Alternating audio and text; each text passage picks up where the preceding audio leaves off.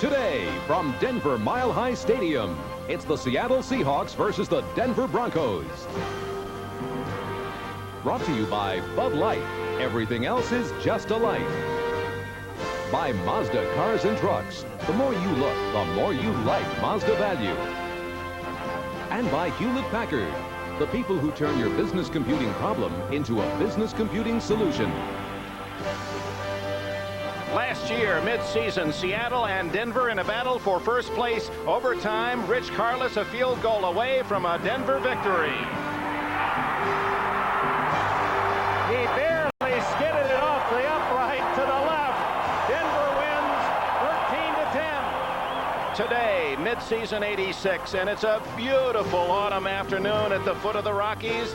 They meet again, first place at stake in the AFC West. Mile High Stadium painted today in sellout orange, 76,000 strong to see action in the highly competitive AFC West. A Seattle win ties it up. The Raiders and Chiefs are winning at the moment. If they're successful, the Western race remains tied again. The Broncos have won the toss and will receive. Chuck Knox has not beaten Denver the last 3 chances, losing both by field goals last year. He's done a good job of getting his team ready week in and week out. A big win last week over the Giants. But Dick, they're ready to kick it off. Denver trying to recover from a pasting at the hands of the New York Jets last Monday night. Their first loss of the year. Seattle's 2 defeats by 4 and 5 points. Norm Johnson roots it high and long and out of the end zone. That was a field goal. He put it between the uprights. 65 yards plus, and John Elway, who was knocked out accidentally in the Jets game, kicked in the head by his teammate Wilhite, had some amnesia, but he's in the starting lineup. Sammy Winder, his top running back, 12th best rusher in the NFL. Gerald Wilhite, Clint Sampson, and Steve Watson, the wideouts, and Clarence Kay, a fine blocking tight end behind this line of Studdard, Bishop, Bryan, Howard, and Lanier.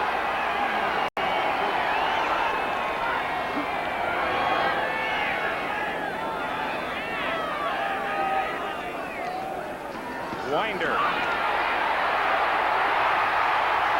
12 yards and a first down. Greg Gaines made the tackle.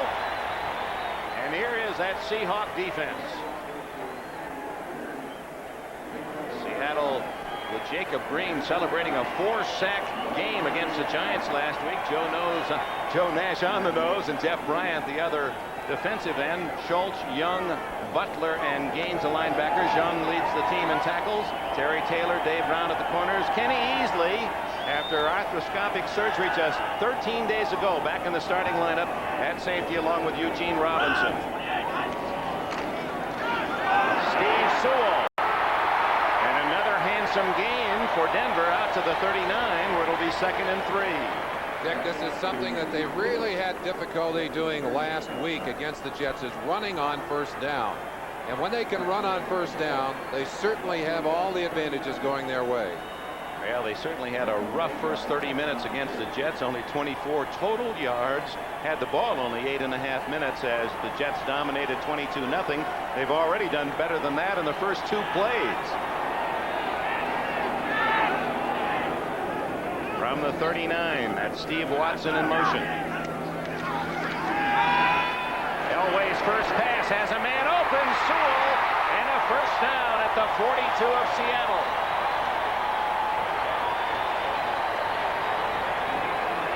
Yards, 7 yards, now 20 yards. John Elway creates unusual problems for a defense because he throws the ball so effectively. But you not only have to worry about him throwing the ball, but you have to try and contain him at the same time. He's always dangerous no matter where he is or what he's doing on the field.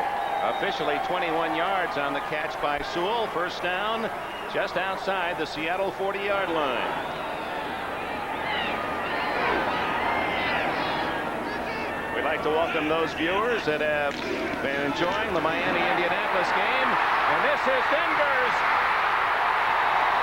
Sammy Winder all the way to the Seattle 15-yard line. 24 yards on the play. Denver has taken the opening kickoff from their 20, and they have marched, eating huge chunks of yardage on each play, all the way to the Seattle 15. Looking at it from behind, Winder gets a good block inside from Keith Bishop, runs out of a tackle right there, a second tackle right there, and is finally pulled down from behind. Let's see how they got Jacob Green on that play. You see him trapped as he comes around from the backside. He could not make the play as he ran around the blocks, tried to come in from the backside. Winder again, and for the first time the Seattle defense is able to deny. It was Bruce Schultz, number 58, the linebacker from Texas, making the hit. Those numbers, 401 yards, putting Winder in the top 12 in the NFL. Really a totally different start for Denver. Last week it was the Jets making the long drives. A drive of 12 plays, 5 minutes 57 seconds, 10 plays, long over 5 minutes, 14 plays, 8 minutes and 6 seconds. The Jets dominated the game with long drives. Here it's Denver, first drive, a long one. 2nd and 9 for Elway, and he threw that one away, and a flag goes down, and I believe they're going to call either holding or interference against Eugene Robinson, who is on Clarence K. And while they resolve that matter, let's go to NFL 86. All right, Dick, in Indianapolis, Colt quarterback Jack Trudeau makes this desperation pass to number 86, Walter Murray. He catches it, but it's ruled out of bounds. The Dolphins hold on to win it 17-13. Illegal contact was the penalty call against Eugene Robinson, and a 5-yard penalty, an automatic first down, so it'll be 1st and goal for the Denver Broncos just inside the Seattle 10-yard line. So Elway has the full 10-yard distance to go. Robinson saying that Clarence K had pushed him in the face mask, grabbed his face mask. The officials would not listen, and the Broncos have an opportunity to score here early. Almost 7 yards on that first down carry. Nash and Gaines teaming up on the tackle. We got a Bronco injured on the play. One of the Bronco linemen is down, and it looks like Keith Bishop. Watch the play as it develops here. They got a good block on the outside on Greg Gaines, and Joe Nash just knocked over backwards by big Paul Howard from his guard position. Keith Bishop playing already with a split voice box. Looks like he is favoring that left leg, a knee or an ankle possibly, but Steve Antonopoulos, the trainer, the shiny-headed one there, is helping him off the field. But the Broncos, already thin on the offensive line, can't really afford to lose that man because he's their deep snapper on punts. And with a punter just back for the 2nd week and already experiencing problems, you don't want to lose your deep snapper. We'll keep an eye on Bishop's condition. Dan Remsburg, a rookie, has replaced him. 2nd and goal. Inside handoff to Wilhite, and read well by the Seahawk defense. Little or no gain for Wilhite on his first call of the game. They're bringing Steve Sewell. You saw him catch a pass earlier. He comes in motion across, and now he's going to trap back into the line. Almost a pulling guard there. Dives in and tries to get Jeff Bryant. But Bryant saw it coming and buried his shoulder in there and almost cross-bodied the runner down, Wilhite. Unusual formation down on the goal line. 4 wide receivers. Elway in the shotgun. 3rd and goal. Watson in motion. Flag down. Elway. Touchdown, Mark Jackson, but will it count? They may have a hold. They do against Denver. No score. Well, Dan Remsburg had a hammerlock on Jeff Bryant on that play, and it's a shame because Elway, again, with that great mobility, able to swing it back, find some extra time, and then put a lot of touch on that ball. We know him as a gunner, throws the ball very hard, just lofted that one beautifully. Holding, number 74 offense, 10-yard penalty, repeat 3rd down. We understand the injury to Bishop is a knee. We do not know how serious. Remsburg, his replacement, number 74, with a penalty. Left side of your screen coming in now. You see right there Jeff Bryant, and Remsburg just hanging on, trying to keep him away from the quarterback, but the flag came in right at the end of the play there. And this is one of the fears of every team that plays Elway and the Broncos. His mobility, even with help by the foul. He just gets himself open, ad-libs away to buy time. This is 3rd and goal.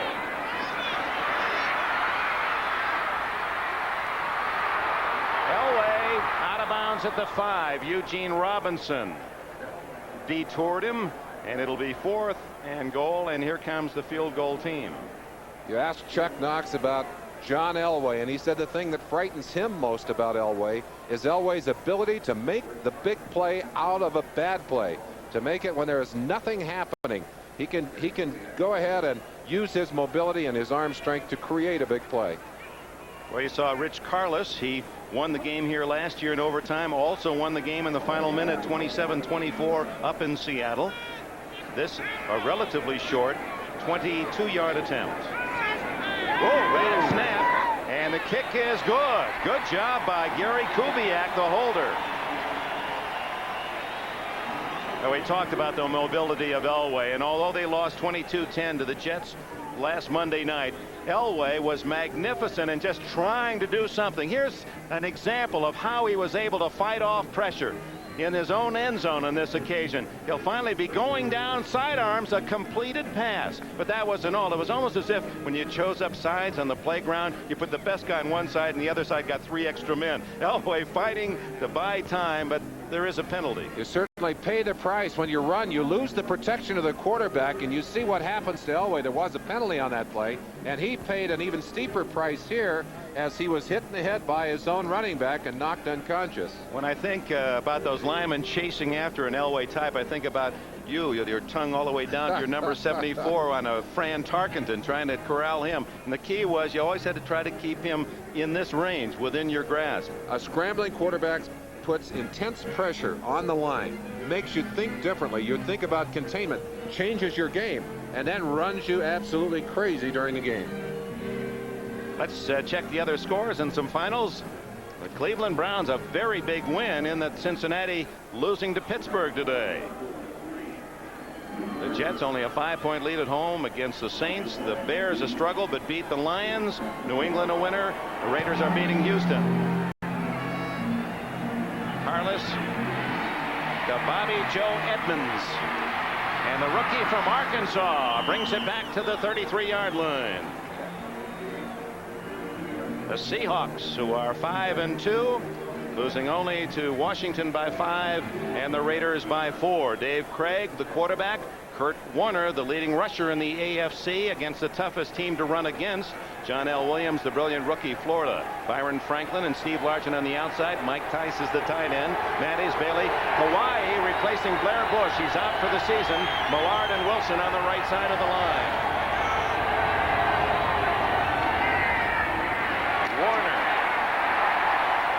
Broncos were expecting that call. Warner nevertheless with a gain of 3 at 2nd and 7.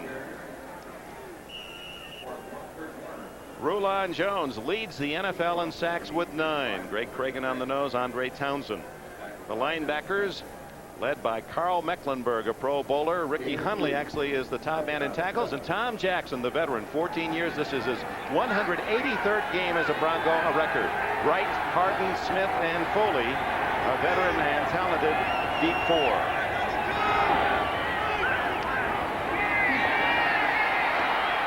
Craig's first pass complete to Largent. He fumbles, and the Broncos had it for a moment, squirted away, and Seattle comes up with a football. We will come back and Warner check that made fumble. the recovery. First, we got to go to New York, Merlin. All right, Dick and Merlin, in Minneapolis, with 12 seconds left in the game, the Vikings had a chance to send it in overtime, but Chuck Nelson misses the field goal from the 45. Vikings lose 23-20. And for the Browns, a key win. They go 5-3, and the Vikings record now 5-3. Let's go back to the Steve Largent catch, which gives him 131 in a row. Typical Largent catch as he concentrates on the ball, but the ball stripped away by Jackson there. A chance right there for the Broncos to recover, but an alert play by Kurt Warner. Watch it right here. As the ball squirts loose and rolls on the ground, you see Jackson stripping it. A chance for Mike Harden to get the ball there. But Warner fell on it, saved it for the Broncos. They got a first down out of it. Well, that's a big play by Kurt Warner. The turnover table, both coaches talked about that. They're both in the plus column. In fact, Seattle second only to San Francisco in the NFL. Up the middle goes John L. Williams, and the grass and beautiful turf here at Mile High Stadium dotted with yellow flags. The Broncos on a short field goal by Rich Carlos lead the Seattle Seahawks as we welcome those viewers that have been watching the Cleveland-Minnesota game as the Browns a big win in Minnesota. They're checking on the penalty. First down play, John L. Williams carrying for a good game. They're talking to the Seahawks. Gordon McCarter. Offside, number 77, defense, 5-yard penalty, first down 5. Carl Mecklenburg, the linebacker who plays in so many positions, completing our other scores. San Francisco in a dogfight at Green Bay, and Miami easing by Indianapolis for their third win of the year. Philadelphia apparently on its way to a victory against the Chargers, and Kansas City has beaten Tampa Bay to stay in the running in this AFC West. We'll take another look at those standings. Quite a dogfight. 4 teams all close. Warner into Denver territory to the 49. A gain of a couple, and that'll bring up second down and about 2.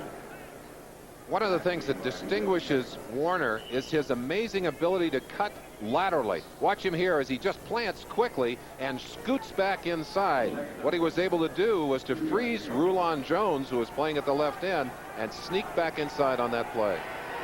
4th best rushing mark in the NFL. Best in the AFC is Warner. He trails Dickerson, Rodgers, and Riggs in the NFL Derby. John L. Williams, second effort, first down to the Bronco 44.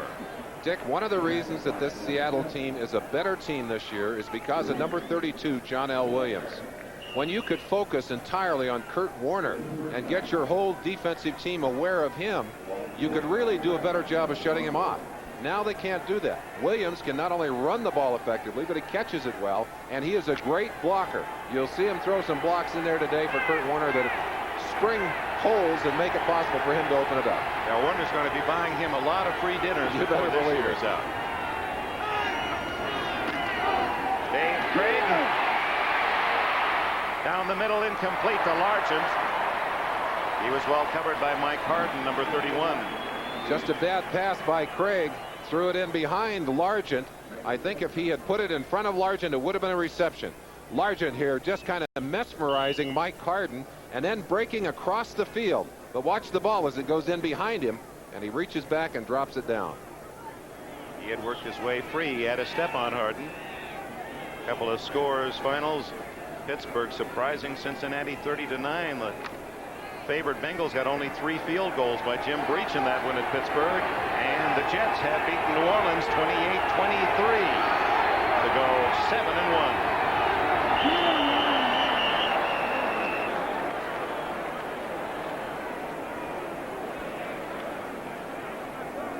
Mile High Stadium in Denver. Dick Enberg with Merlin Olsen. We welcome those of you who have been watching the Cincinnati-Pittsburgh surprise from Three Rivers Stadium. Here, Rich Carlos capping an opening drive by the hometown Broncos to lead 3-0. The ensuing kickoff, and now Seattle has marched into Denver territory, and with that penalty, we'll have a second down and long. The finals, Cleveland a winner, Pittsburgh an upset winner. The Jets hanging on to go 7-1 as we're now at the halfway mark of this 86 season. The Bears, a struggle defense, won that one against the Lions. New England apparently on its way to a win. And Miami has defeated Indianapolis. Second down, 15.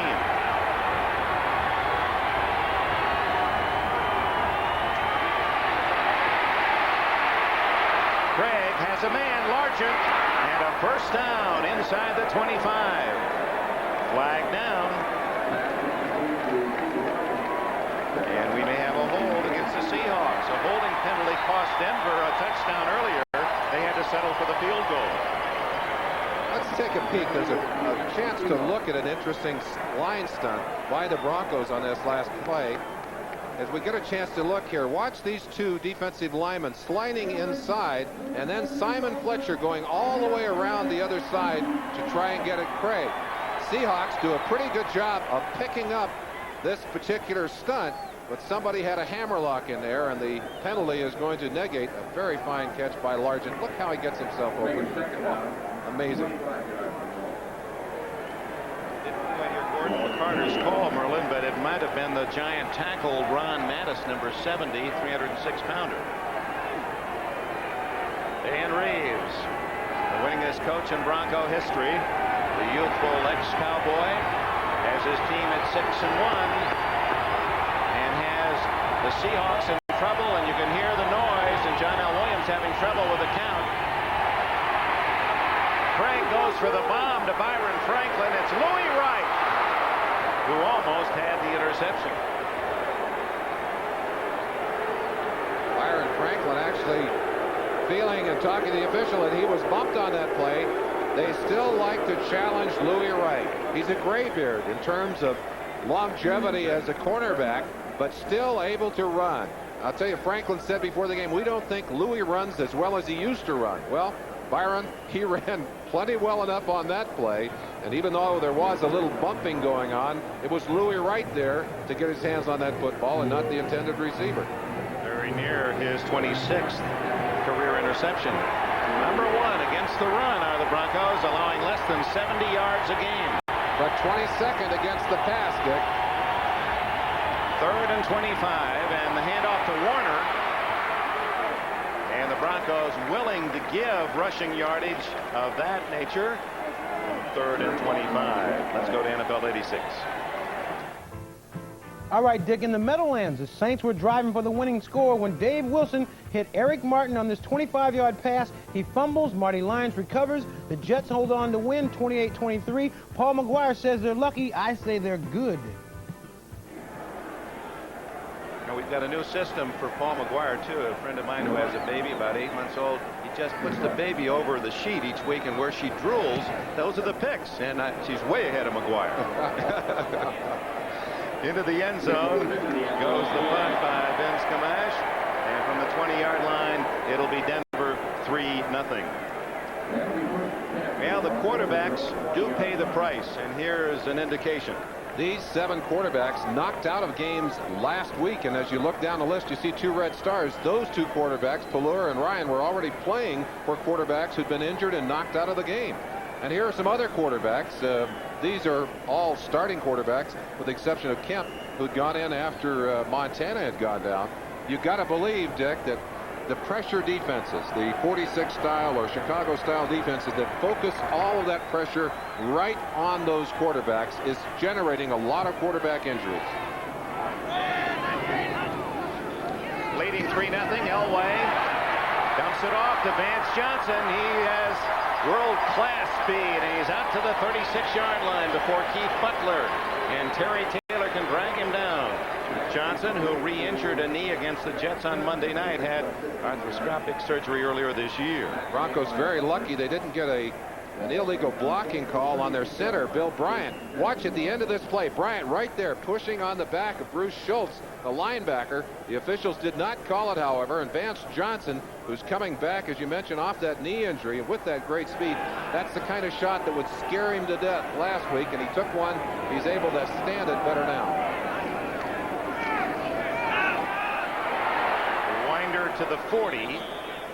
Well covered by long-armed Bruce Schultz, who reminds some up in Seattle of Ted Hendricks. In fact, has the same nickname, the Stork. They're still trying to put the heat on big Jacob Green, and Jacob not as big as he was a year ago. That's Ken Lanier, 76, doing a great job of closing him to the inside.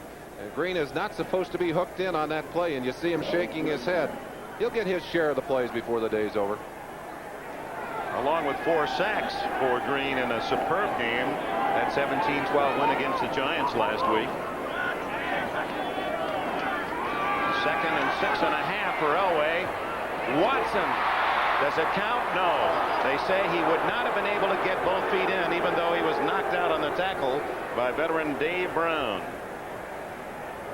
Dave Brown, another graveyard. In fact, the oldest of the cornerbacks in the NFL. 2 big interceptions last week against the New York Giants. But watch the toes. 1 foot down. Boy, I tell you, I think maybe he was able to get that other one tapped down, but he didn't control the football. The football is loose, so it may not have been a matter of whether he had his feet in.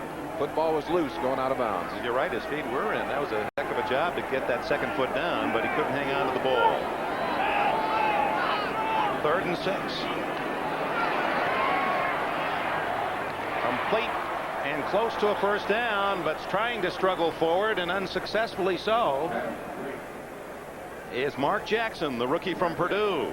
Jackson saying, I know I should have been down there a little further. You hate to see a receiver come up short. He knows where you got to go to get that first down. His responsibility is to get far enough down to get into that situation for a first down. They needed 7 and he got 6 yards, so 4th and 1. And here's Chris Norman, who regained his punting job, and last year against Seattle this was a disastrous moment, blocked by Merriman, and Taylor picked it up and went for a Seahawk touchdown. Gets this one away cleanly. A dying spiral. Bobby Joe Edmonds at the 18. Fumbled. And Merriman recovers for Seattle at the 15, and a flag goes down. So Sam Merriman, the man you just saw blocking the punt up in the Kingdome last year for a Seahawk touchdown, is the man on the spot for Seattle to recover Edmonds' mistake. Edmonds just didn't get that one and put it away properly. It was a bit of a tough catch in that it was coming down at an awkward angle. But watch him as he's never able to really put it away. He gets it in his hands, but right there bobbles it up, and before he can get it down, he's hit by Ricky Hundley, number 98. And Daniel Hunter, 25, had a shot at that football, but Merriman, and that's twice that the Broncos have had shots at the football. They've missed it on both occasions.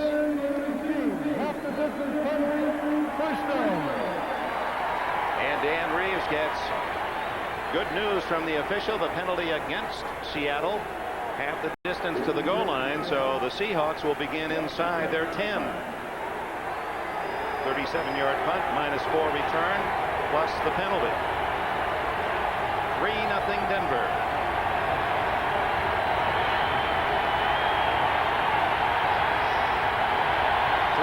And 2 seconds left in the opening quarter. We welcome those of you who have seen New England beat Buffalo. This is Kurt Warner for the Seattle Seahawks, outside for decent yardage to the 14-yard line. The only score, a Rich Karlis 22-yard field goal that capped the opening drive of the game for the Denver Broncos. A chance to watch Kurt Warner going all the way across now, and watch the lateral pursuit by these linemen as they see Warner going across in front of their faces. Turn it loose now. You see Warner coming across. You see them trying to break out from the inside. Just a wall of red going out to the outside. But Warner, with his great speed, still getting around the corner to pick up some yardage.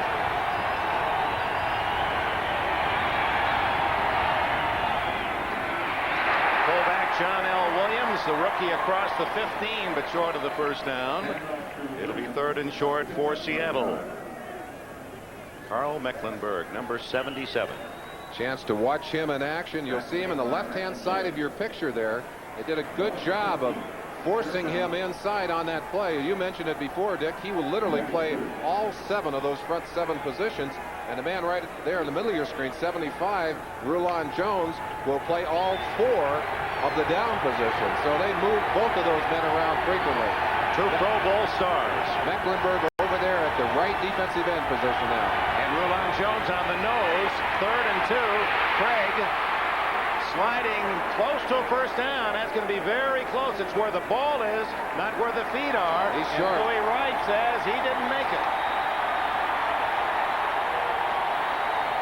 Now the Seahawks are mad, but when you go down into that slide and end the play, and the play is in, you can't be touched by the defense. It's where the ball is, not where the feet are, and Craig misjudged. You'll see Craig here as he gets back. He starts to throw the ball, thinks better of it, pulls it down, fooled us a little bit, and then he starts to run. But you're exactly right, Dick. The ball is down when he sets it down right there. There's no way they pick up the first down. Ben Skamash, his second kick headed toward Gerald Wilhite in the shadows at the 37. And down he goes at the Denver 45. So the Broncos in good field position. Paul Moyer made the tackle for Seattle. 47-yard punt to match the number of the man who returned it. Greg on the sideline, I'm sure, saying maybe I should have dove in there head first rather than going in feet first. I might have been able to make it. Of course, coming off, it's Knox saying, all right, you're right, you should have gone in the other way. Can't win. If I'd gone in head first and been hurt, you'd have been mad at me then too. From the 46-yard line, Denver leading 3-0. A minute 16 seconds left in the opening quarter. Elway looking for something big. Goes to Watson, and that'll be a penalty. Dave Brown.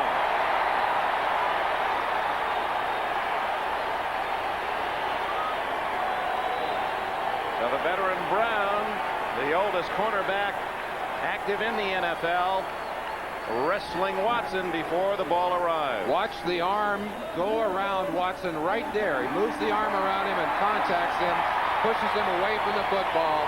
No question about it. Brown knew he was beaten, knew that if the ball was perfectly thrown, it was going to be caught, took the chance, made the contact. It's the longest play of the game, 42 yards on the penalty. No question, Watson denied the chance to go to the ball. I don't think there's anything that Knox talks more about than not beating yourself. And so far, mistakes, penalties, ball on the ground, Seattle is not doing a good job in that area. And as you saw, the Broncos are an opportunistic sort. Gerald Wilhite going to throw. Complete to Clint Sampson, just short of the goal line. Eugene Robinson saved a touchdown. That's Wilhite's first completion in 3 passes, Dick. But that doesn't matter. It's a very crucial one here. The sweep again to the outside. Wilhite kind of shot puts this football. Has to put it over a linebacker's head. But right here, comes to run, and then just kind of lofts it up over the top. That was Dave Brown, number 22, actually a defensive back. Clint Sampson, a man with the ball, and he's close enough that they're going to measure for the first down. Ball inside the 2-yard line. It'll be first and goal. Gives us a chance to run down the other action around the National Football League. All finals now. The Bears squeaking one out against the Lions at home. New England allowing only a field goal. The Raiders have won 5 in a row. San Francisco still has not finished business at Milwaukee against the Packers. Miami a winner. Philadelphia and Kansas City are victorious. Kansas City now 5-3. Atlanta and the Rams no score in the second, and Dallas a field goal early against the Cardinals. Here it's 3-0. Elway trying to change that. Has a man open.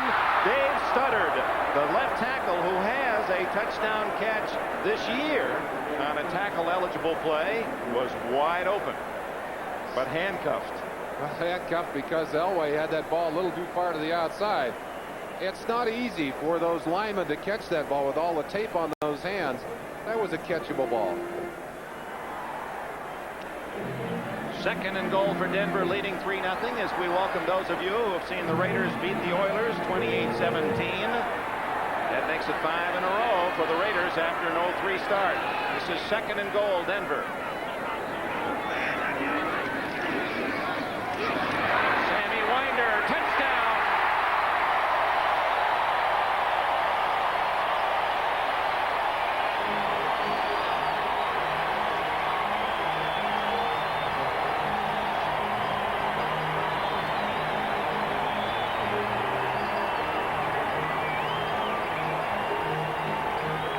Welcome those of you who have seen the Philadelphia Eagles defeat the San Diego Chargers here at Mile High Stadium in Denver. John Elway has just directed the Broncos to a touchdown drive, capped on a 1-yard run by Sammy Winder that gives Denver a 9-0 lead. Rich Carlos to try the point after.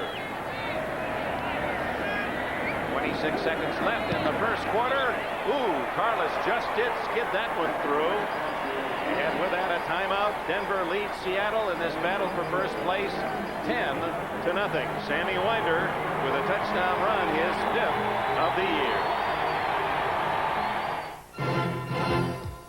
Liberty Mutual Insurance presents Legends of the Game. Though he never won a championship, number 10's presence in a game ensured excitement. For 18 seasons with the New York Giants and the Minnesota Vikings, he personified the image of the scrambler. Who was this legend? All across America, companies are declaring liberty for all. A revolutionary idea from Liberty Mutual Insurance, where employees can now save on all their auto, home, and life insurance through the convenience of payroll deductions. Liberty for all. It's freedom from bills and paperwork, and it can save you money. America believes in liberty. Liberty Mutual Insurance. Fran Tarkenton baffled critics and defenses alike, earning himself a spot in the Hall of Fame. Fran Tarkenton, a legend of the game. Dan Reeves, vice president and head coach in his 6th year now with the Broncos. The 42-year-old head mentor has defeated a very tough rival, Chuck Knox and the Seattle Seahawks, the last 3 times they've played, and he's off to a 10-0 start today. 26 seconds remain in the first quarter. Bobby Joe Edmonds and Randall Morris are deep for Seattle, and Rich Carlos about to kick it off for the Broncos. Right now, the Seattle Seahawks are facing the fact that they can't play the kind of football they like to play. They would rather play possession kind of football, conservative football. But against an offensive team that can pop as many points on the board as the Denver Broncos can, you really can't afford to do that. And they've been stingy, and Denver knows that.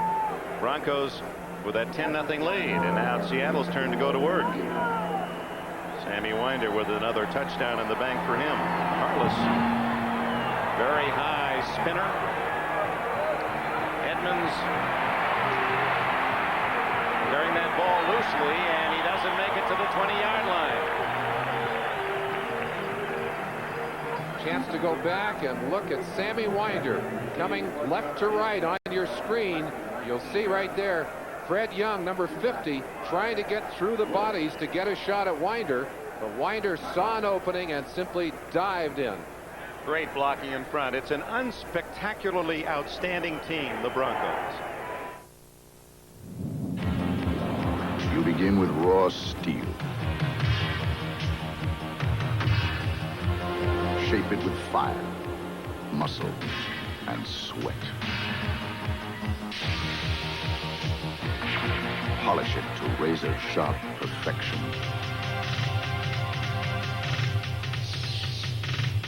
We're looking for a few good men with a medal to be Marines. Ramada wants to know what makes John Madden mad. Try to get some special treatment in a hotel. You show them your gold card, your silver card, every precious metal card in the book, and they still treat you like a nobody. But don't get mad. Just get yourself a free Ramada business card. One little red card gets your preferred room rate, express check-in and check-out, and more. With treatment like that, why carry anything else? Yeah. Next time, Ramada. Call 1-800-2-RAMADA. Our plane was almost 3 hours late. No chance to see any houses that afternoon. And we were totally exhausted. Mr. and Mrs. Conlon? John Reynolds, Century 21 office. I can't believe you're here. He got us to our hotel. And left us with some pictures of homes we'd see the next day. It's perfect. How did you find someone like him? All you gotta do is pick up the phone. Put number 1 to work for you. Century 21. For 17 consecutive years, Mile High Stadium sold out 76,000 plus. Second only to the Washington Redskins in the tough ticket department. Orange Sunday, but isn't it always in Denver? Oh, they love their Broncos here, and they're a vocal and an educated football crowd. They make it tough on anybody who comes to visit. And Seattle working from a noisy closed end of the stadium from their 18. Craig to Williams. His knee was down, and that'll be no gain. Good defensive play by Ricky Hundley, the inside linebacker of Denver. In spite of the noise, you saw them go ahead with the play, and that's Knox's philosophy. He said if you stop, you let that crowd know that they can stop you at any time. He said, we'll run it anyway, try and keep the crowd out of the game. And that's the end of the first quarter.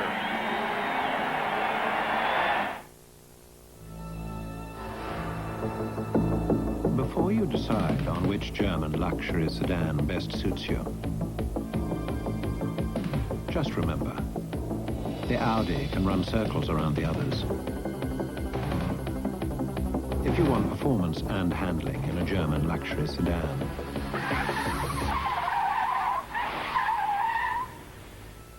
you're ready for an Audi.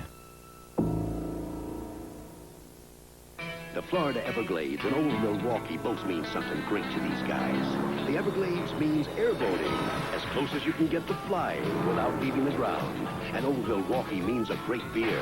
Cold, crisp Old Milwaukee beer and smooth, golden Old Milwaukee Light. There's nothing like the flavor of a special place in Old Milwaukee beer.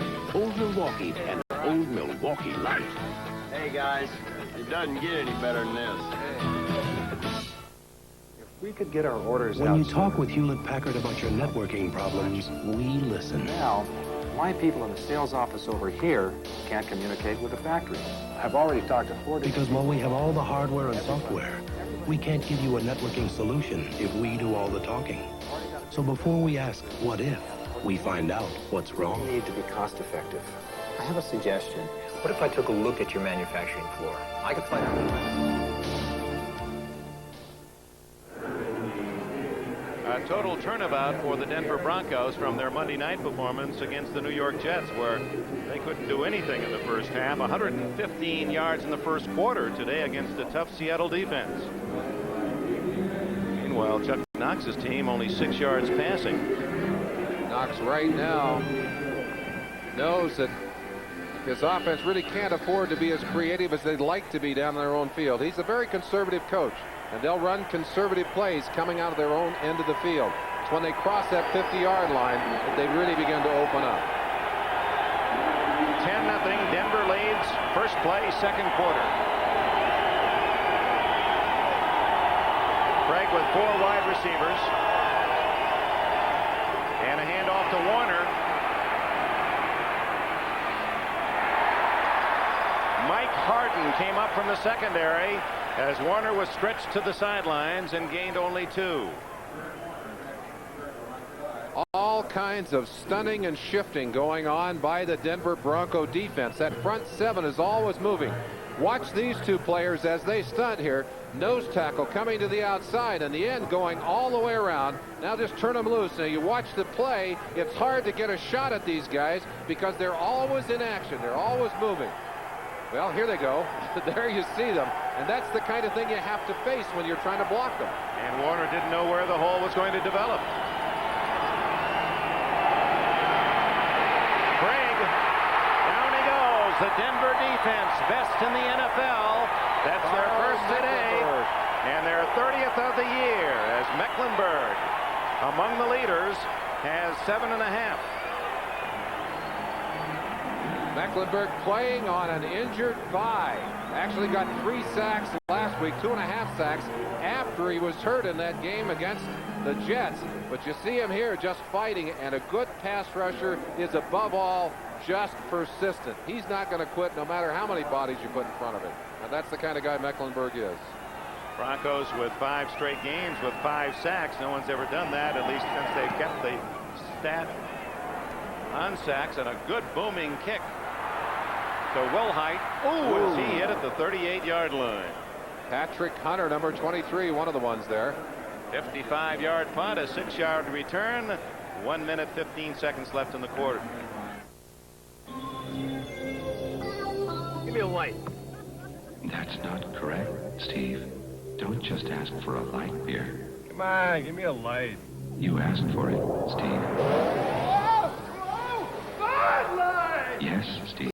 Bud Light, the light beer with the first name and taste. Don't just ask for a light.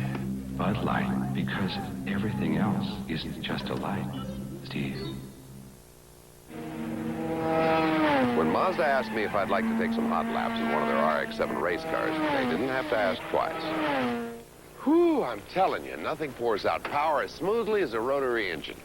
It makes for a great race car and a great sports car. This RX-7 also has one of the most advanced suspension systems in the world. It loves to be driven hard. Check it out. But don't blame me if you start hating what you're driving now. Want to take it out again, Mr. Garner? Like I said, you don't have to ask me twice.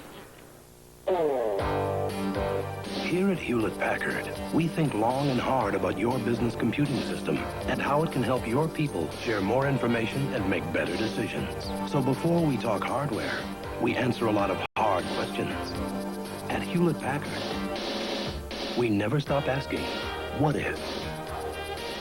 They need a network package between sales and shipping. What if we took a new approach to the problem? The way I see it, The Elway family at work today. John inside the stadium and just outside, wife Janet, just before the start of the game today, involved in the players' wives' drive, collecting food for the needy in the Denver and Colorado areas. All the way over to here? Here you go, guys.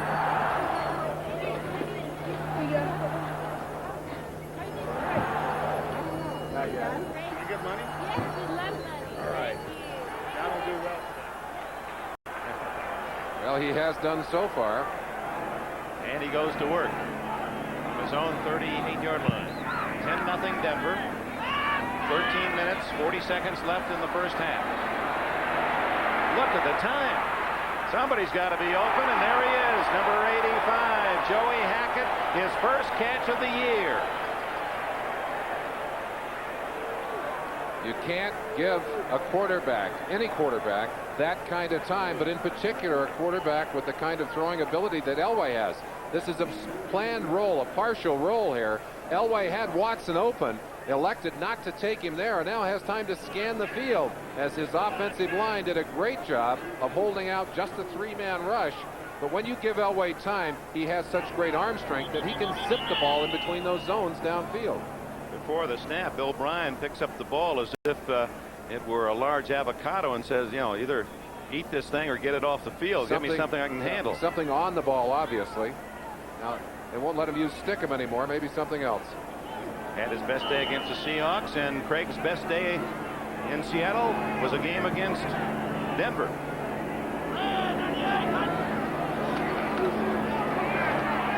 Wide open. Vance Johnson to the 31-yard line. First down. Terry Taylor on the tackle.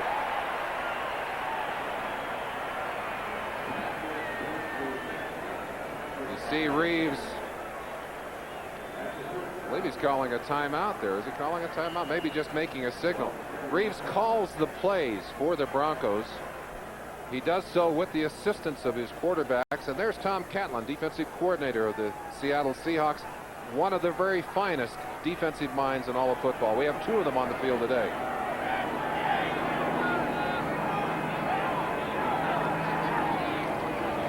Winder fumbles, and Seattle apparently has it. No official word yet, but it appeared to bounce into Jacob Green. Yes. Winder got his hands on that football at one time, but it just kind of squirted away from him. And the Seahawks showing you again the kind of pressure that they can create, and they are always thinking turnover. I think Winder just looking downfield, and you see that ball. Oh, that was help from Bryant. Jeff Bryant just pulled Winder's arm away from that football. That's why it got loose. Smart play by Bryant. So when we return, it'll be Seattle with the ball at their own 38. I always thought the Mazda SE5 was too good a deal to pass up, but catch this.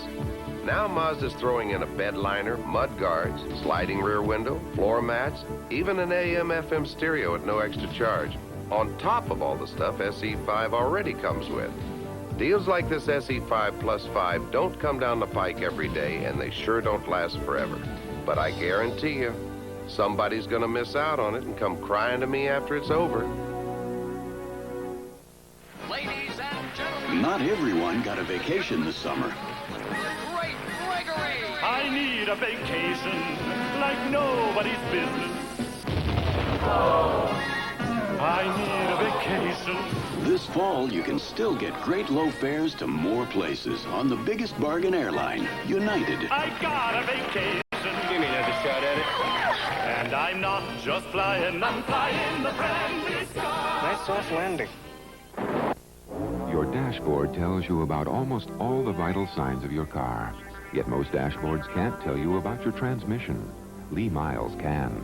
Our exclusive $10.95 transmission protection service will replace the pan gasket, clean the screen, adjust bands if needed, adjust linkage, even change the transmission fluid. Just because your dashboard ignores your transmission doesn't mean your transmission should be ignored.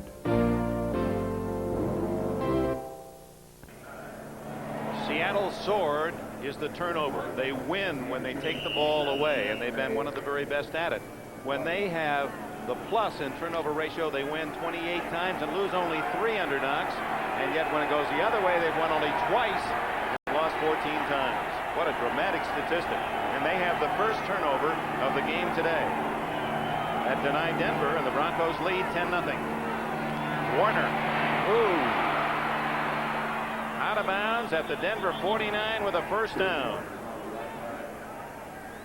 Boy, what lateral talent that Kurt Warner has. Final just in. The 49ers beat the Packers in Milwaukee 31-17. Late games, the Rams in a battle for first with the Falcons, and Anaheim lead 7-0. And Dallas a 6-3 lead in the battle of field goals against the Cardinals. That one at Texas Stadium.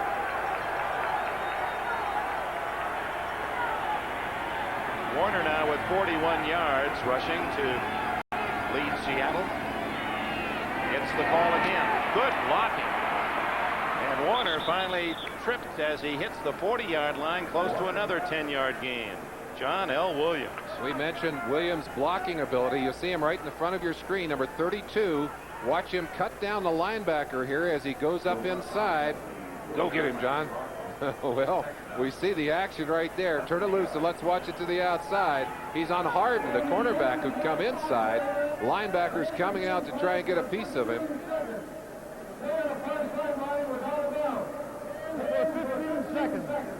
Apparently a problem with the clock. 15 seconds ran off the clock, and they'll make that adjustment on this play. Boy, talk about wiping out a defender. Williams is powerful, and yet the other side of him has about the softest hands for a big man. We'll see him catch the ball today. He is really a valuable addition to this Seahawks team. Trailing 10-0. Seahawks have a down with which to play. But give it instead to Williams, who powers for the first down, a gain of almost 6 inside the 35. Dick, we've seen the rushing yardage. They were 21st in the league last year, 5th this year. Some of that, certainly much of that credit to John L. Williams, but a lot of it to a new Kurt Warner. I think in some ways he looks better than he did as a rookie when he led the AFC. An outstanding runner, but he's doing some different things in training and preparation this year that he says have made him better. We'll talk about that in a minute.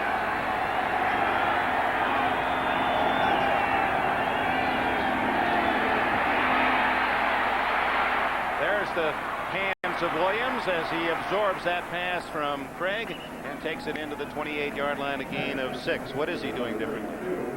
He met with Walter Payton at a banquet and got talking to Payton about how he prepares for the season as we watched that last play. But what he said was, he said, I concentrated very heavily on weightlifting as opposed to run training, in other words, interval running and so forth. And Payton talked to him about the importance of explosion as a running back.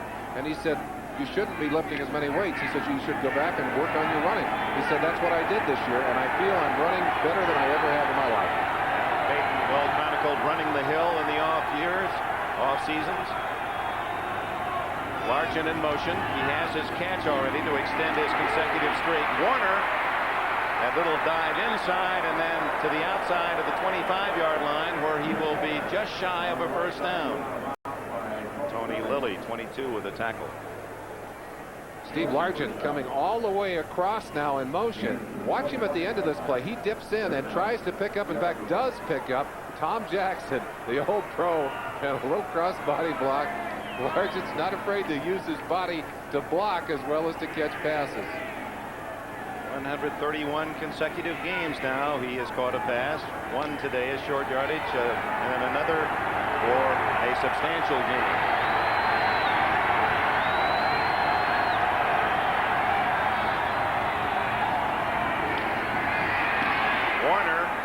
It'll be close depending on the spot.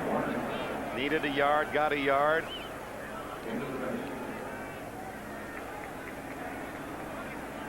Gordon McCarter in the black hat indicates first down. Thinking, talking to Dave Craig about this Denver defense, he said they're not so hard to read in the secondary, but he said the thing that drives you crazy as a quarterback is all the moving around they do. And it's by the design of this man, Joe Collier. He's been here for, what, 18 years in Denver, and he just keeps adding layer after layer to that Denver defense. 9.5 minutes left in the opening half. Craig going for 6. Incomplete to Byron Franklin. Rulon Jones, give him some credit right there. He was all over Dave Craig. Simply broke inside of the tackle, Mike Wilson, on that play, and just leveled Craig after that ball was released. Hard to throw the ball accurately when you feel those linemen breathing down on you. And Merlin, going back to your point earlier about all the injuries to quarterbacks, those are the ones we don't often see. We see the ball leave the hands when we watch the ball. We forget the quarterbacks get hurt just as often after the pass as when they're sacked. I think more often they're more vulnerable after they've thrown the football. Craig in the shotgun is 3 for 6. Ooh. Williams, and he can't get up. So the hurried pass, and Williams, in order to catch the ball, had to go to the turf, and there were the orange shirts to down him. The blitz is on. Freddie Gilbert coming from the outside. They're blitzing a backer from the outside. And you'll see Craig here. The minute he touches that football, he sees them coming from the right. There's no time to go downfield. Tries to throw the quick outlet pass and threw it behind John L. Williams. Otherwise, John L. might have been able to pick up a few yards on that play. Instead, it's a loss. Third down and about 14. Only 7 yards passing for Dave Craig, and he needs a lot more than that to sustain this drive. Blitz by Smith. Franklin was wide open, but Craig couldn't get it to him. Gilbert, number 90, pressuring Craig. Again, the heat. Craig didn't have time to wait. No chance for Craig as he can feel the pressure, and even though he knows he's got somebody down there that's open, there's no time to wait for it. Gilbert again, and you see the price that quarterback pays after the fact. That ball was only overthrown by a couple of feet, but this is a game of inches. Feet won't help you. A different Gilbert for Seattle. Gail Gilbert, the backup quarterback, to hold. This will be a 46-yard attempt by Norm Johnson, who has made 11 of his last 12 after missing the first 3 of the year. He is wide to the right.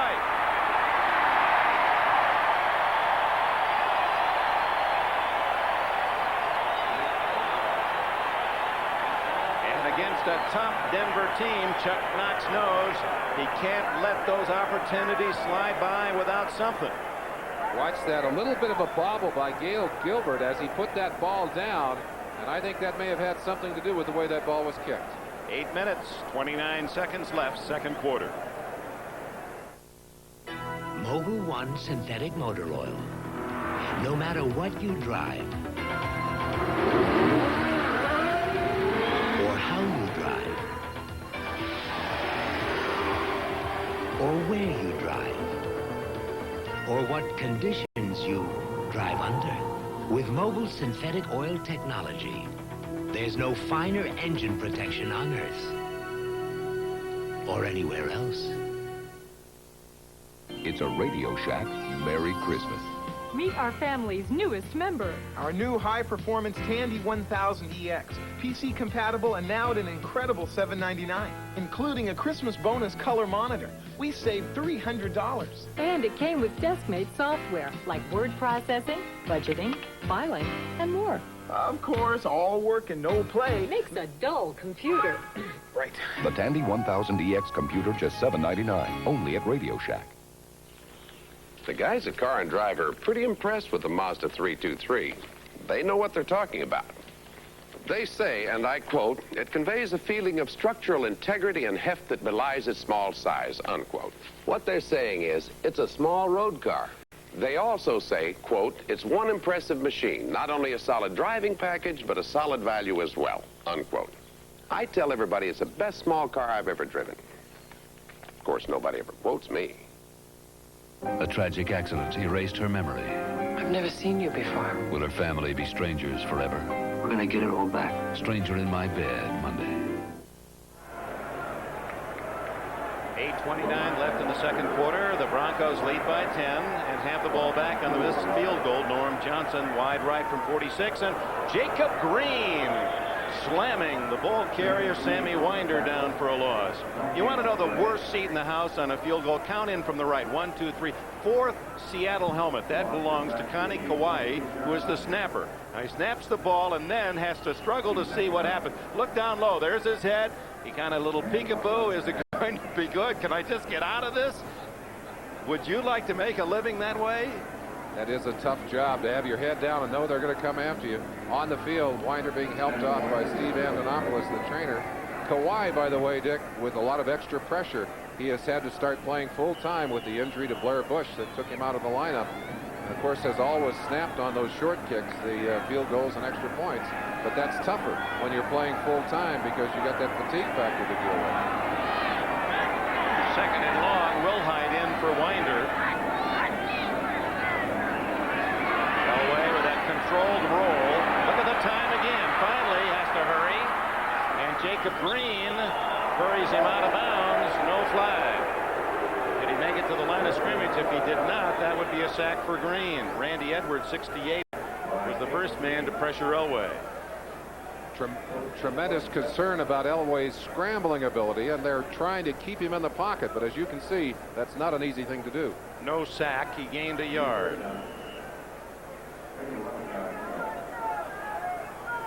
So it'll be third down and 11 for the Broncos.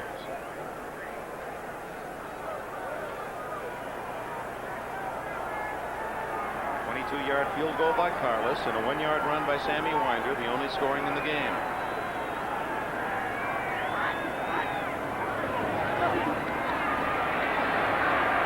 Away looking for a man. Oh, almost batted in the air by Paul Moyer, and a little higher, and Moyer has 6.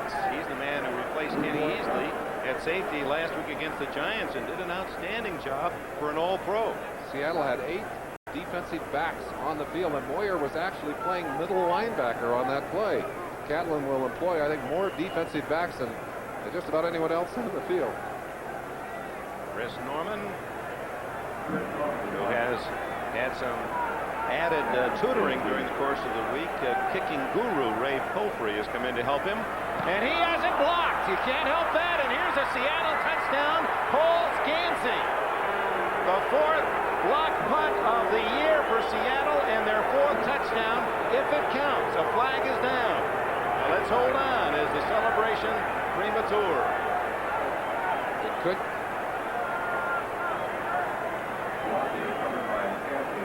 Eric Lane, 37, smothered the punt off Norman's foot. You saw last year they blocked Norman for a touchdown. Does it count?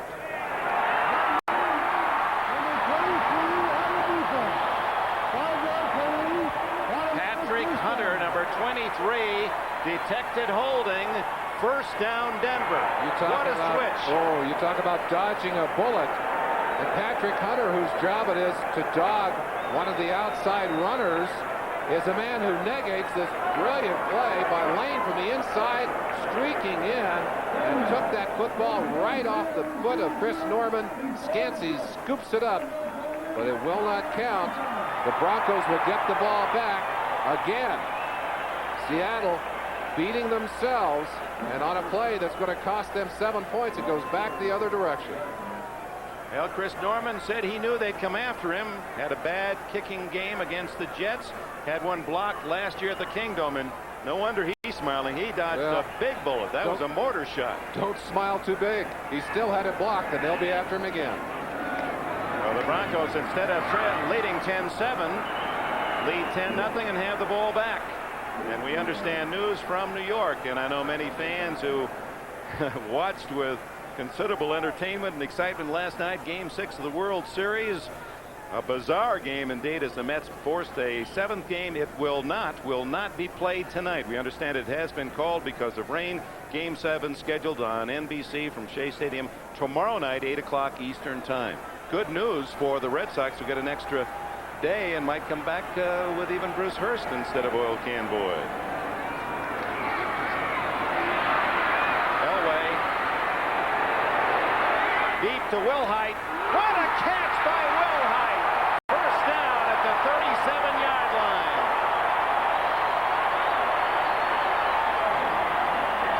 A 34-yard connection. John Elway, he'll take a play that is no play and make it a big play. They've got him hemmed in here. Jacob Green coming from the outside. That's Randy Edwards up inside. Nash inside. Elway just drifts out. Has time here. Spots a receiver. And Terry Taylor streaking over, goes for the interception. Look at him right here. But Wilhite just reaches up and takes it out of his hands. Fine athletic play by Gerald Wilhite. Yeah, Wilhite leads the team in catches, coming in with 29, and that a superb play. 34-yard gain.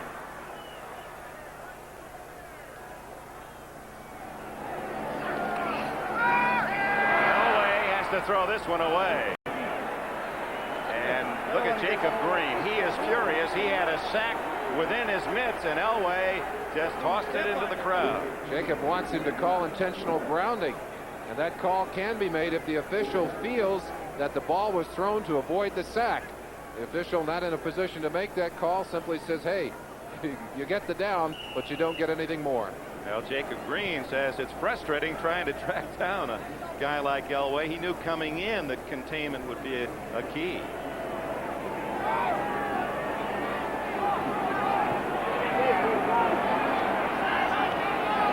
Second and 10. Wilhite burrowing to the 30. A gain of 6. Kenny Easley, number 45, and Jeff Bryant, 77 on the tackle, and Wilhite, gimpy. Broncos have already lost starting left guard Keith Bishop, who's been on the sideline with a knee problem. Dave Studdard had left the field briefly. He's back in there. Winford Hood, cut loose earlier in training camp, re-signed this last week, now back in the lineup. And so far, making pretty good account of himself. Mark Cooper placed on the injured list. 3rd and 4, 8 defensive backs for Seattle. Elway again with a scramble. And Sewell, no catch. He was unable to pull it in before falling out of bounds. Doing a great job of trying to keep the feet in, but the ball just wouldn't cooperate. And that'll bring up 4th down. Kenny Easley on the coverage. Somebody else doing a great job. And there you see, look at how heavy Jacob Green is breathing on that play. You saw that Monday night. The Jets defensive lineman from chasing all day long. Well, I tell you, chase a mobile quarterback, it never seems to hurt him as much as it hurts you. Of course, in this high altitude, even tougher for that visiting team. Well, and very difficult for the Seahawks because, you know, I talked to Alex Gibbs, line coach for the Denver Broncos. He said one of the things that really hurts them is they don't have great depth in their defensive line. Those guys go such an intense pace the whole game, has to hurt them late in the day. 47 yards away, Carlos hits it cleanly. 13-0.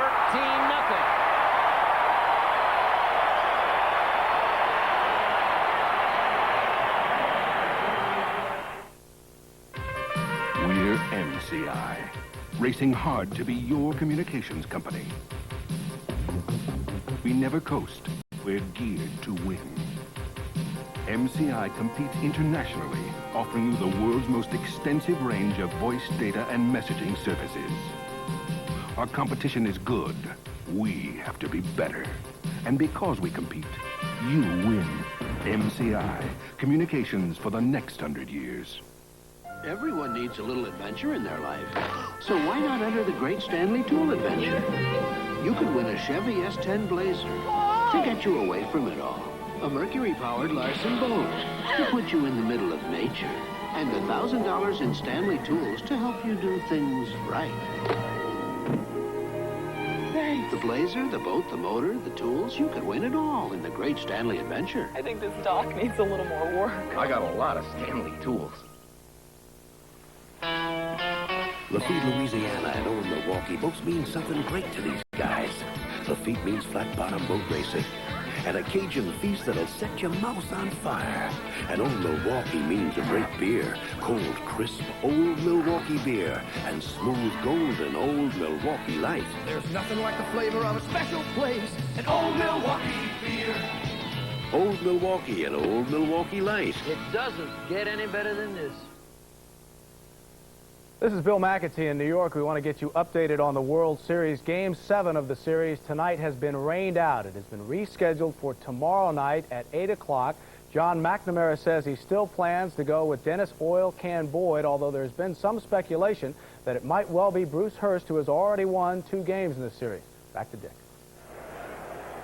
So again, we wait another day for the end of the baseball season, and what a wonderful climax to a great year for the national pastime. And I know we'll all be, well, that means that we won't have to worry. We're all worried how we're going to get home on the flight and see the World Series too. Well, that's all been taken care of with the rain. Carlos with a 13-0 Denver lead kicks to Edmonds. Bobby Joe at the 10, the 20, 30, look out, 40, and all the way to the 47-yard line. Bobby Joe Edmonds, and he is a weapon on kick returns. 46 yards on that one. One of the things you always have to contend with when you play Seattle is the special teams. You've seen it in the blocked kick, and there you saw the return potential of Bobby Joe Edmonds. It was Rich Carlos, by the way, who got over there and got in his road. Not a great tackle, but he was the guy keeping Edmonds from streaking up that sideline for an even bigger game. Yeah, this is his time of the year, Halloween. They call him Wolfman because he does an absolutely convincing imitation of a monster. And even tougher if he can take it all the way back, I would guess he'd growl. Burt Warner. Dancing and ducking and dodging down to the Denver 44-yard line. Steve Wilson finally in on the tackle. Around 10 yards. We talked about the lateral mobility. You'll see a lot of movement here. Good movement by Denver's defense, but there's the hole that Warner sees to the right, and he just skips back into that hole. They were able to cut off Rule and Jones on the backside, keep him out of pursuit, and Warner took advantage of it. Second and less than a yard.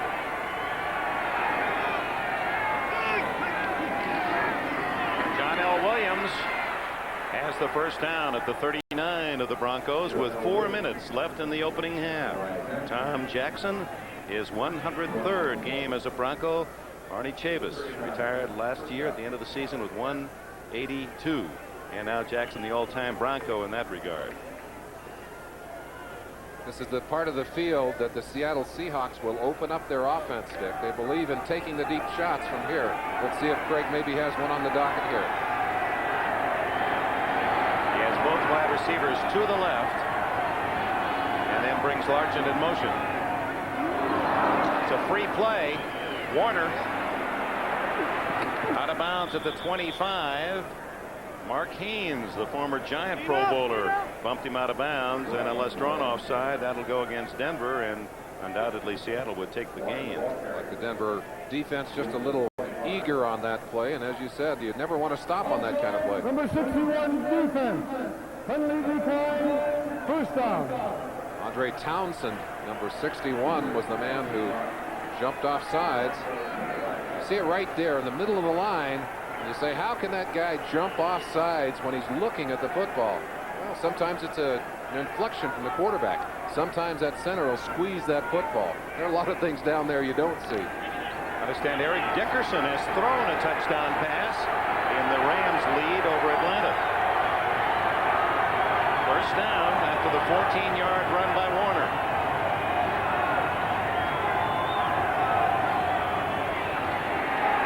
Frank going for 6 to Franklin. Too long. Your premonition was correct. They do want to go for the bomb when they get down inside the 40. Well, and even though that play was incomplete, it's not a high percentage pass, but what that does is sends a message to the Bronco defense. We're not afraid to stretch you deep.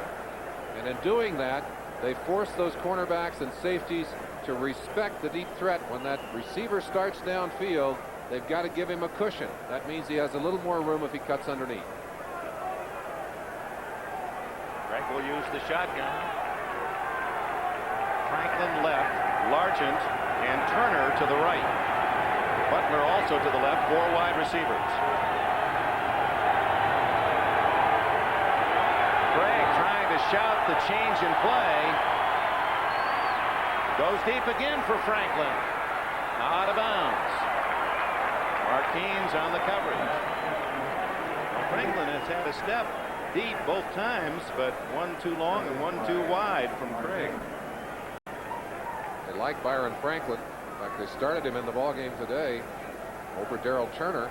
I think a reward for his hard work and his success so far in the season. Right now, Craig has got his hands full. Only 4 of 10, looking at 3rd and 10. It's long yardage against an active defense, and I believe here they'll be coming after him. They'll be squeezing him. Turner and Largent right. Butler and Franklin left. Warner in the backfield with Craig. Turner. Steve Wilson saved a touchdown, number 45. 4 wide receivers on the field. They had a ball covered. That ball well thrown. But Steve Wilson is right in Turner's pocket and gets a hand out there just to back that football away. Otherwise, I think you're right. It would have been a touchdown. Turner reaching for that ball, and Wilson just reached up and slapped that football out of his reach. Long field goal try by Norm Johnson, who missed earlier in this quarter from 46 yards. This one will be 43.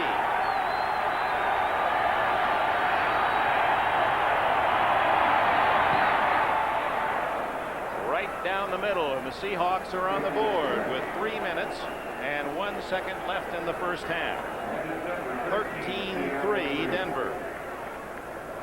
Chuck Knox shaking his head, I'm sure, remembering what could have been if that blocked field goal and touchdown had held up, or blocked punt and touchdown had held up.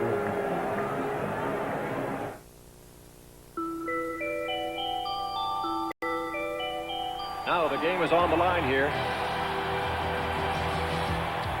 Joe Montana fading back to pass. Wait a minute. That's Billy Stevens who's fading to pass. He's throwing a long one.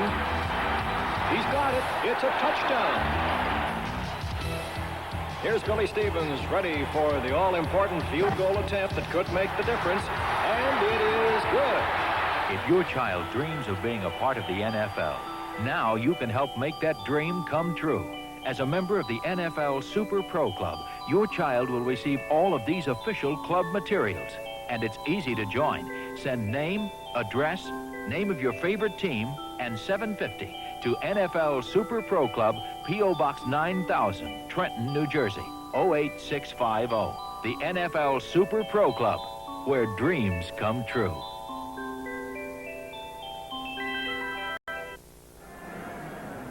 When we last visited Connie Kauai, he was struggling through an orange crush to see whether Norm Johnson had successfully kicked a field goal. Well, the Seattle snapper, a little better view this time. He's out of the top row of the upper deck, and he saw it good. He also liked what he saw better than the last time, too. That one goes in between the uprights. Denver 13-3. But there's a 10-point switch on the block punt that was nullified because of a penalty. Denver kept the ball, went down and got a field goal. Chuck Knox tells his teams before every game that he expects one big play, one striking play from those special teams. Often they get more. That may have been the play, and they got it taken out of their pocket. Now Denver has 3 minutes and a tick before the intermission. High kick by Johnson. Mark Jackson, the wide receiver, and once again, and Seattle perhaps is the best in the entire NFL of denying the team that wants to return a kickoff the 20-yard line. So often they stop them just in that manner around the 15, 16-yard line. Halftime, all the scores for you on NFL 86. Bill McAtee will be in the studio today. Bob Costas, a double duty with the football and the World Series. And he'll be getting ready with Vin and Joe and the gang, Marv Albert, for tomorrow night. Game 7 scheduled, weather permitting. Let's see if Dan Reeves is going to be conservative here and run the football, or if he's going to air it out and try and get down for some more. Up the the middle on a conservative first down call. Goes Winder. Schultz with a tackle. Let's see if Chuck Knox will spend a timeout. He has all 3 left. He usually won't in this situation.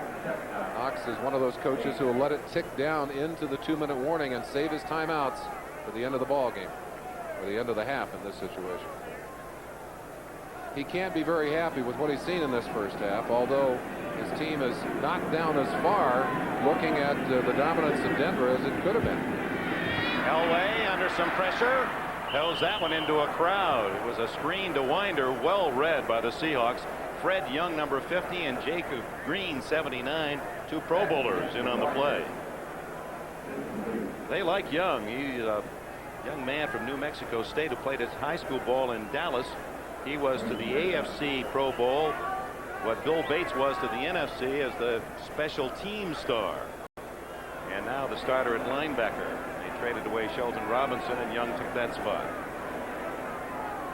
That was a favor for Seattle in that the incomplete pass stops the clock. 2:16 left. 8 defensive backs on the field. 7 defensive backs, 1 defensive linebacker, 3 linemen. Freddie Young, the only linebacker on the field, 7 defensive backs. And Elway, looking at that defense, decided to spend a timeout of his own rather than make a mistake. Of course, the design here is Elway would like to pick up the first down. Seattle says if we can stop him now, force the punt, we have all our timeouts left and 2 minutes to try to get into that 13-3 lead. Of course, they would love to get a shot at Norman again. Home cooking in this series, quite evident in the success ratio. The Broncos at home since '81, not just the series, '81 since Dan Reeves took over, 31-10 and dead even 500 team on the road. Well, before Chuck Knox, this is Knox's 4th year. If you go back to '81, 2 more years. 30-12 at home in the Kingdome are the Seahawks, and a -10. That loss column on the road. Knox, by the way, is 13-14, almost 500 on the road. He has really improved the road ability of these Seahawks, and he is a good coach in that way. Knows how to keep a team concentrating on the road. It's a business trip when you travel with Chuck Knox. Didn't you say that you looked through some notes and they've lost 5 in a row on grass? They have. You know, that's sometimes a misleading statistic, because if you look at the teams they lost to, it's the Raiders, it's Denver, it's Washington, it's Miami. You know, those teams, which are quality teams, which are tough enough to beat at home, and those teams played on the road. And Seattle has lost 5 in a row on natural surfaces, and I think it does take something away from them. I don't think they're as quick or as powerful defensively. I think it hurts their special teams as well.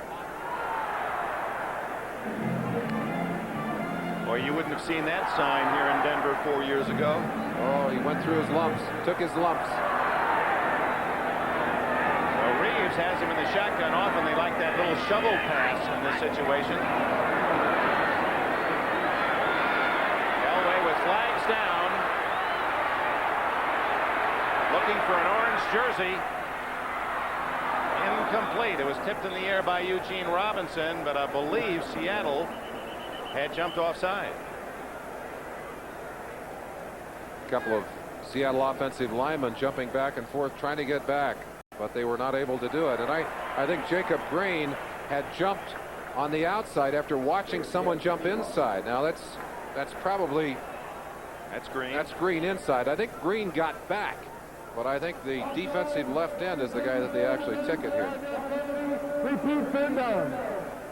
So again, a penalty. Instead of Seattle getting the ball on a punt, Denver gets another chance at a first down. 2 minutes and 4 seconds left in this first half. Denver leading 13-3. Ball at the Bronco 23. Third down and a short 3. Third and a short 3, and now there are 8 defensive backs on the field. You don't think Catlett thinks they're going to pass, do you? Elway will accommodate and throws underneath to Wilhite. Dumped at the 25. That's going to be very close to a first down. Randy Edwards, number 68. It's short, Dick, and Randy Edwards is what they call the spy man on that play. He's just imitating whatever Elway does. He was in position as Elway threw that little shovel to slide over and knock Wilhite down.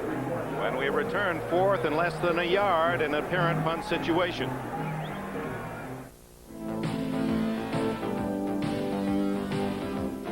idea doesn't conform to a 9-to-5 schedule. So at Hewlett-Packard, we're always thinking. Because even though we sell business computing systems, what we really do is solve problems. We never stop asking, what if? Jim? Mike, I've got an idea on that branch office network. What if we connect all the PCs? Now here's your burger, and Sometimes brakes can give you a gentle hint that they need a little work. Take it to Midas. Over 4 million people have trusted their brakes to Midas. Good price, good guarantee. We won't break you. Whoops. Take it to Midas. Whoops. Huh? Take it to someone you trust. This is a beer that's everything a fine imported beer ought to be. It's brewed with all natural ingredients, the way fine imported beers are brewed. Bottled in tall green glass, the way fine imported beers are bottled. This is Rolling Rock Premium Beer, brewed by the Latrobe Brewing Company and imported in bottles and cans from Latrobe, PA. An investment firm is only as impressive as it is responsive. It's a go. So when interest rates fell, we looked for new ways for our clients to make money and developed unique opportunities like the Prudential Real Estate Investment Trust, a first of its kind in a way to take advantage of changing markets. While others may imitate it, we're busy surpassing it. If anyone can show you bold new thinking in the business of making money, let's close it. It's Prudential Beach, rock solid, market-wise. 4th and less than a yard. Chris Norman, who had his last attempt blocked but nullified on a Seattle penalty, will kick from around his own 15. Bobby Joe Edmonds back at the Seattle 31. High but short. Edmonds fair catch, 39-yard line. Chris Norman has kicked now 8 times since being activated by the Broncos. He hasn't kicked one 40 yards. That one was 40. He had one 40-yarder against the Jets, so they're still not happy with his delivery. They asked him to make some changes, Dick, and let's go back. This shot on the left now was taken last year. Stop it right there. Look at how that ball is snugged in so short to Norman. Had it almost into his shoulder. This kick, by the way, blocked by Seattle. Very similar to the one we saw blocked here earlier. On the right-hand side, Norman again this year, before the game. Look, right there. Stop right there. Look how he has that ball out in front of him. But it also causes him to stretch out further and get closer to the offensive or the defensive blockers. Warner breaking a tackle by Tom Jackson, but he can't get out of bounds. And it is a gain of only a couple. Steve Foley, the veteran from Tulane, made the tackle. And Seattle does not spend a timeout. Line up here quickly. They've got a play called already. Meantime, 15 seconds going by and almost 20. Warner on the ground again to the 42-yard line. Gain of 4. Now you'll get the timeout. I think you'll get the timeout. No, they haven't called it yet. Well, that's a bit surprising. Chuck Knox has 3 timeouts and trailing 13-3. Apparently content with that score. Doesn't want to take any chances. Clock running. 102, 101. You'd anticipate the shotgun, and you've got it here. Let's see if Craig goes deep. 3rd down, 4. Throw it away. Largent well covered, and Craig running out of time. So with 48 seconds, Denver will get the ball back. And that was an unusual sequence at 13-3 and fairly good field position, almost at the Seattle 40, that they didn't use a timeout. That'll bring out the second guessers in Seattle, who will say, why didn't you take a shot? You've got some time, you've got some talent, you run the ball twice, and then you throw it in a sure throwing situation on 3rd down. Well, again, you go back to the conservatism of a Chuck Knox, and I'm sure he's already looking ahead to the second half. Well, he's won with that approach, and that's his argument. Gamache hits a beauty. Wilhite at his 12. Ooh, chopped down at the 19-yard line on a vicious hit by Eric Lane. That's why he is the special teams captain, number 37. A 47-yard punt again, 7-yard return. Ran right into the back of one of his own players, Wilhite did. And here's Craig to the sideline, and I'm sure he's asking, hey, why aren't we taking a shot at it? He is not happy at all with the calling of those plays. He said, hey, give me a chance anyway. Of course, Craig does not call the plays. They're called by Steve Moore, offensive coordinator, who also has to take a great deal of input from Chuck Knox. 37 seconds, and in contrast, look at Elway. He's going to pass from deep in his own end. And he was lucky to just throw that one away and almost gets a completion to Watson. Boy, they were coming up on the blind side of Elway. I don't think he saw the back door. After such a big sacking week last week, Seattle had 7 sacks. Green, you mentioned, with 4 in that game. But before that game, they had not done well at all. Only 9 sacks on the season. And they were beginning to get names like they were calling them the bag ladies and the sad sacks. And of course, they came out of it last week. But they have not been able to effectively pressure Elway in this game. And it has really hurt them in the first half. 2nd and 10. Sewell. And out of bounds with the first down at the 33-yard line. Gain of 14 for the Oklahoma Star, who was the #1 pick of the Broncos last year. Reeves showing you that he won't take all of the risky opportunities as he hands the ball off in what appeared to be a passing situation. You got to know with 27 seconds, 26 now, and time clicking, that Elway will try and get it deep on this one. They need to get down where they at least have a shot at a field goal. 23 seconds remain, and Denver has 2 timeouts.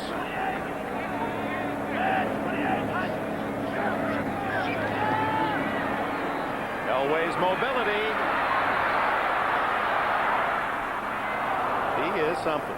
Doesn't get the completion. Try to hit Vance Johnson down the middle, but it must be frustrating for those defensive linemen. He's just right there to grab, and he always seems to make the right move. Gets away from 2 of them on that last play, from Jeff Bryan and Jacob Green, both good athletes who were both free, and in there on him, he's able to squirm and wiggle and get enough time, and that's what makes him such an unusual and effective quarterback. The fact that he can get that time and then take advantage of it. So quite in contrast, the 2 coaches. Here's Denver gambling with time running out in its own end, where Seattle elected to run out the clock. Sewell trying to get out of bounds. Didn't make it. Not. Kerry Justin made the tackle. And time called by whom? Seattle? 3 seconds remaining in the half. 13-3 Denver. This All-Pro was rejected by 5 NFL teams. I've gone through what a lot of young actors have gone through. I know what rejection's about. The Achievers, those who faced adversity and refused to fail, sponsored by the U.S. Army. 8 years ago, Todd Christensen was the running back no one wanted. But as a tight end with more to... The numbers tell you that Seattle, a different team in the second half. And this certainly is one of the reasons I think that Knox takes that approach of his, where he says, we're not going to gamble at the end of this half. We'll save some of our strength and we'll save some of our strategy. But 116 points to 49 in the first half. They really have been an effective second half team. And their opponents, on the other hand, have not been able to penetrate the defense. And that would show you the effectiveness of halftime adjustments by Catlett and his crew. Third down play. Last play of the half. Well, that one is way up there for grabs. It's like a volleyball game. Denver almost got a free touchdown out of it as Mark Jackson out of that crowd, and there must have been within the ball's range 12, 13 players from both sides, and Jackson came down with it, and Seattle just did avoid a free touchdown. It's a volleyball game as it comes down, and they've got all the receivers and all the defensive backs standing down there. Your job defensively, just try and get that thing on the ground. But the ball goes up, too many hands there. It bounces loose, caught right there by Jackson, who looks like he's free. He sets himself, can't get away. He's down to the ground, and time is gone. 47 yards on the play, the end of the half. NFL 86 halftime in a moment. First, these words from your local station. All right, Bill McAtee back now in New York. Let's get you updated on games in progress, the second half of our doubleheader here on NBC. First of all, the game that you're watching, an important matchup in the AFC West. Denver leads Seattle by a score of 13-3, and of course, we're at the half there. The Rams lead Atlanta 14-0. Eric Dickerson has thrown an option touchdown pass to David Hill for one of the two Rams touchdowns today. Dallas is all over St. Louis at Texas Stadium. Herschel Walker has a 19-yard touchdown run. Mike Sherrard caught a 36-yard touchdown pass from Danny White. White threw another one just before halftime to Tony Hill, 27-6 there at the half. And now the finals from today. Cleveland and Minnesota. This was a wild ball game. Chuck Nelson missed a 45-yard field goal that could have tied the ball game. Here's the key play. Curtis Dickey, 106 yards on the day, and this touchdown run of 17 yards to tie the score. The Vikings fumbled on the ensuing kickoff. Matt Barr kicked a 22-yard field goal. That turned out to be the winner. 23-20 there. The Vikings fall to 5-3. Pittsburgh upset Cincinnati at Three Rivers Stadium, 30-9. The Bengals fall to 5-3. Walter Abercrombie and Ernest Jackson both had 100-yard days for the Steelers. Two touchdown passes for Mark Malone. This was one of them. A fine catch in the end of the end zone by Rich Ehrenberg. 30-9. The Steelers win there. The Jets had some problems today at the Meadowlands with the Saints. 28-23 was the final there. Ken O'Brien threw 3 touchdown passes to Al Toon, but the Saints came back strong with 17 fourth-quarter points. This was one of the touchdown passes. 62 yards to Toon, who does some nice running there. And a note, Pat Leahy missed a 46-yard field goal that would have tied Mark Mosley's record for consecutive field goals at 23. Chicago didn't play well today, but they played well enough to beat Detroit 13-7. The only Bear touchdown was scored by the defense. And here it was. Eric Hipple will be hit hard. Wilbur Marshall picks up the fumble, and he'll go 12 yards the other direction for a touchdown. That was the only Bear touchdown. 13-7 the final there. New England over Buffalo, 23-3 as the Patriots go to 5-3. The Patriot defense intercepted 4 passes today. This one, an interception of a Jim Kelly pass at the goal line by Johnny Rembert, who does a nice job running the football. And watch, he's alert. He pitches the ball to Andre Tippett, who takes it to the 27-yard line of Buffalo. It turned out to be a 69-yard interception return. 2 plays later, Robert Weathers went in from 16 yards out. 23-3, New England the final. The Raiders had a tough time against Houston. 28-17 down the Astrodome. The Raiders win their 5th in a row. Mark Wilson had a big day, 4 touchdown passes, 3 to Todd Christensen. The last one was one of 3 yards. This was a 32-yard pass to Christensen. 28-17. The Raiders win down in the Dome. The Packers played well today. This game was closer than the score indicated. 31-17. The 49ers win. Miami over Indianapolis, 17-13. The Colts still winless at 0-8. Dan Marino threw his 17th touchdown pass of the year. Quickly, Philadelphia over San Diego, 23-7. Tampa Bay loses to Kansas City. The Chiefs involved in another wild one, 27-20 there. James Wilder had 110 yards in the losing cause. And a quick note that once again, Game 7 of the World Series has been rained out tonight, rescheduled for tomorrow night, an 8:10 start. Our telecast will start at 8 o'clock. Boston still plans to go with Dennis Oil Can Boyd against Ron Darling. And we will return right after these messages from our local stations. Stay with us.